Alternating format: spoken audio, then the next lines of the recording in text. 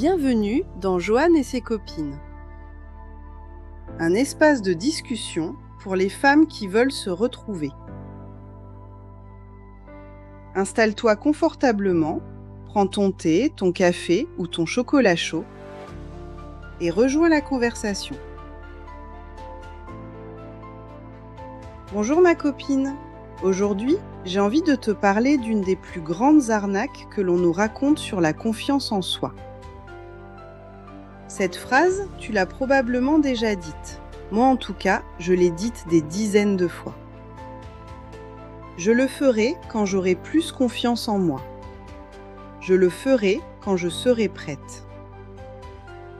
Je le ferai quand je me sentirai capable.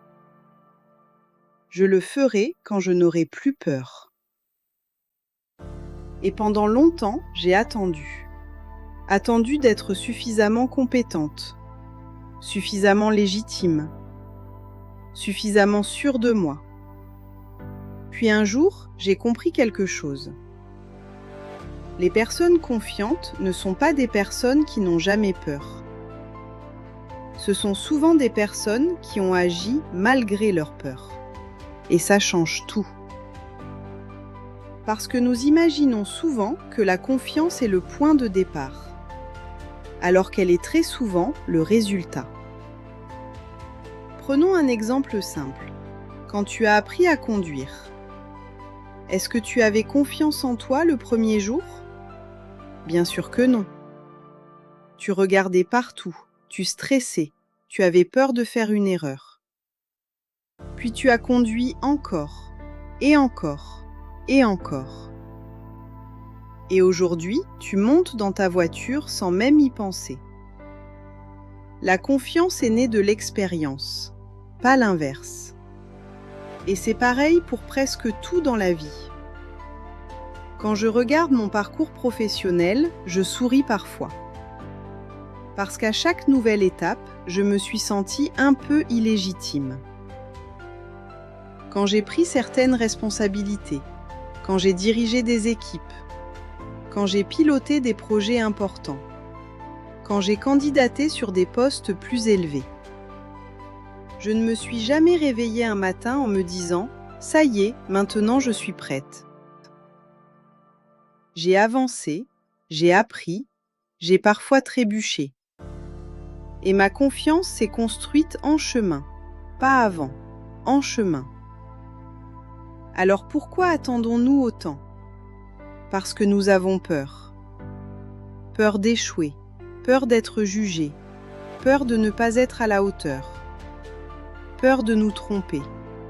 Mais laisse-moi te poser une question. Qu'est-ce qui est le plus dangereux ? Échouer ? Ou passer les 10 prochaines années à regretter de ne pas avoir essayé ? Personnellement, les plus grands regrets que j'ai rencontrés chez les gens ne concernent pas ce qu'ils ont tenté.